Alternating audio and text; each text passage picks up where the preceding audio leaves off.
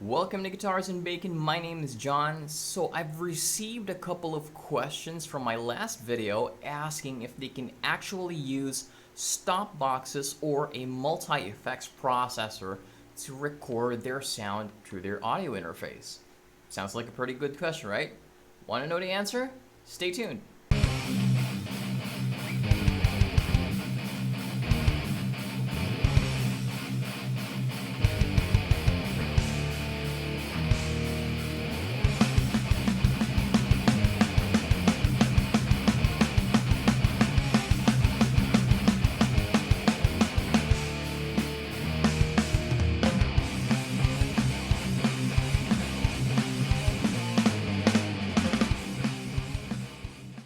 Now before we get started, if you want to talk about recording, music, guitar playing, or gear in general, feel free to drop in on my live stream. I stream on Twitch every Mondays, Wednesdays, and Fridays, 5 a.m. EST, that's 5 p.m. Philippine time. Now, if you watched my last video, which you can see here, I just plugged the guitar directly into the instrument input of my audio interface, and that allowed me to actually record a clean guitar sound. But dude, I play metal and I need to record distortion, the gain, Slayer! Alright. Here's how you're gonna record your distorted guitars. So, I'm gonna show you 4 ways how to do it.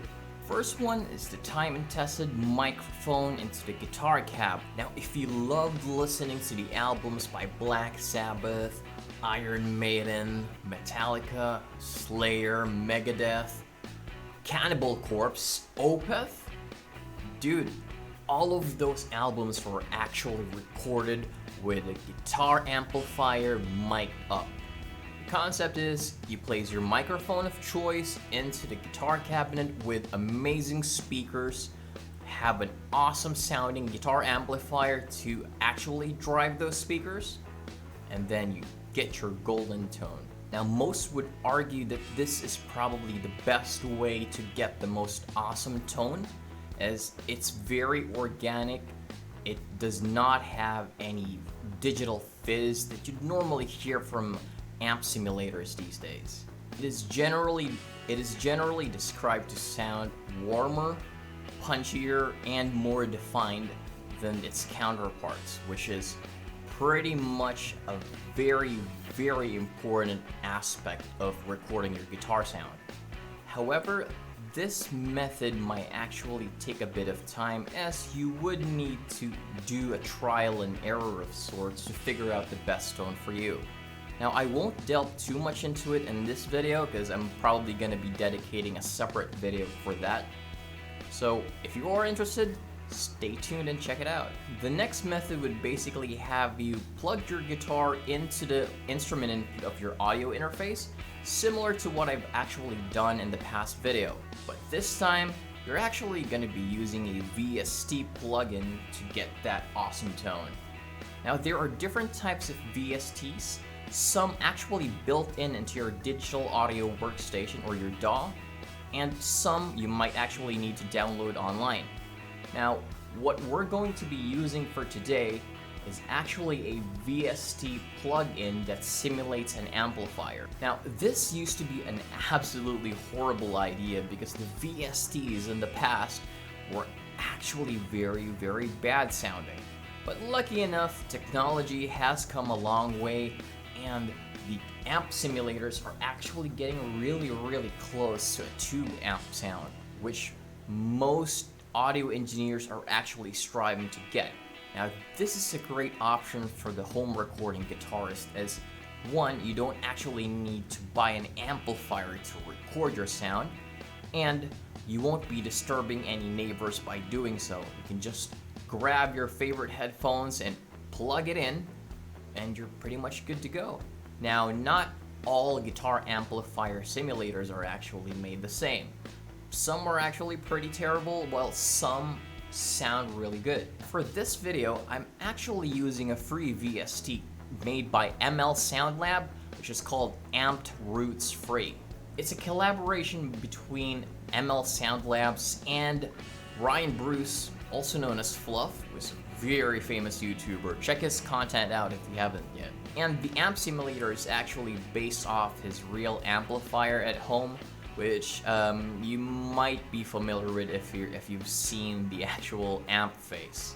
Now it's modeled after actually a very famous high gain amplifier, and it sounds really good. Plus, the amp sim actually has a built-in pedal board which has a noise gate and an overdrive pedal. Now, after installing the VST, you would just basically need to refresh your DAW so it'll be able to locate where the new VST has been installed. Now, look for the VST effects in your DAW, and you'll be greeted with the Amp Roots free VST there. The interface is very familiar. It's just like the amplifier head. You got your knobs there, manage your gain, your tone, it has an EQ there as well. Pretty amazing stuff. Now, just be sure to actually turn on the monitoring button on your digital audio workstation. Otherwise, you won't really hear your distorted guitar sound. You're just probably gonna hear the clean sound out of your guitar. Also, on your audio interface, make sure that your monitor mix is actually turned all the way to USB or to the audio from your desktop. If you don't do this, you're actually, again, just gonna be hearing the clean sound from your guitar and not the actual distorted sound that you're going for. Now, what the VST actually does, it just lets you record the clean sound and then masks it with the distorted tone. So don't be afraid if you actually forget to turn on the effects at some point and you end up just hearing the clean sound from your guitar.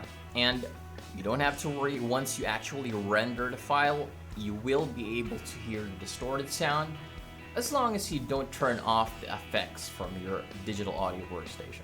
Now, the third one is actually what answers the questions that my friend and the other subscribers actually have asked. Can you use a multiprocessor into your audio interface? And in essence, yes, but there are some considerations before you do so. Firstly, if you're going to be plugging something into your audio interface, you got to make sure it's actually line level. So be sure to check out the back of your multiprocessor to see that there is an actual line out coming from there. For stop boxes, it's pretty much the same thing. If it does not have a line out to it, do not plug it directly into your audio interface. You will need a DI box, which actually turns the signal from your stop box or your multiprocessor that does not have a line level output into a line level signal. And that's where you actually plug that cable into the line in of your audio interface. If you're going to be plugging in a multi-effects processor, bear in mind that you should have an amp simulator built into your multi-effects processor as well. Otherwise, it's just gonna sound like a box of bees, and it's not really a great sound. So the one I use in this video is actually a Zoom 5052. So I actually plug the output of it into my audio interface, and as expected, it didn't really sound so good. I think the bass is too muddy and the high end is very, very fizzy. That's what you'd expect from a very low end digital signal. Most of the time you're gonna need to make sure that the multiprocessor actually has an amp simulator and a guitar cabinet simulator with it. Otherwise, you're actually gonna need to load some impulse responses on your DAW, which is gonna take a bit more time. Now finally, the fourth part. On some guitar amplifiers, you'd actually see a USB out, which you're just gonna need a printer cable to plug into your computer and to the amplifier. It's pretty much what you'd also see on your audio interface as well. So if you have a spare of that, you can use that to plug it into your guitar amplifier and record from there. Now, the sound quality might vary. It still depends on the manufacturer and what type of simulation they're actually putting out. And unfortunately, I actually don't have an amplifier with that type of functionality, so will only be able to listen to the 3 options that I mentioned prior. How about we listen to all 3 this time?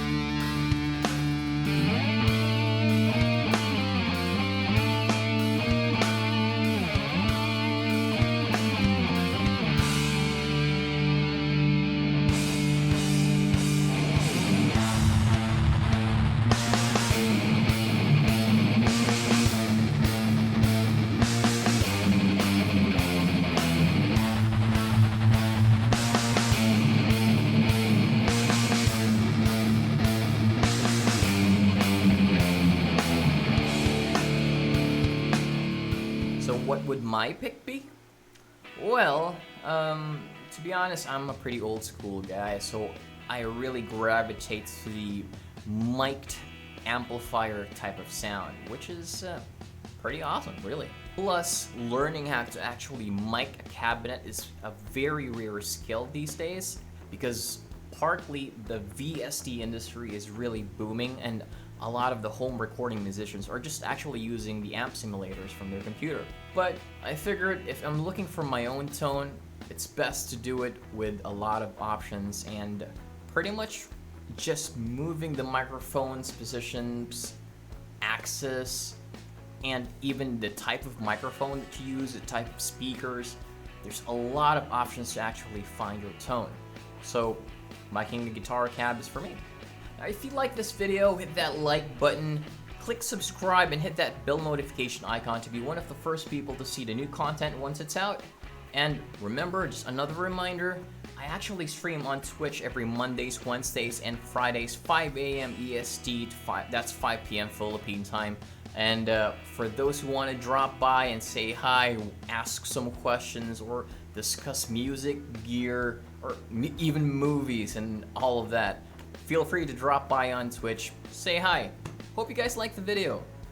Be sure to leave a comment if you'd like to make a suggestion on what video you'd like to see in the future, or even if you guys actually have any questions that you'd like to ask, just drop them down below.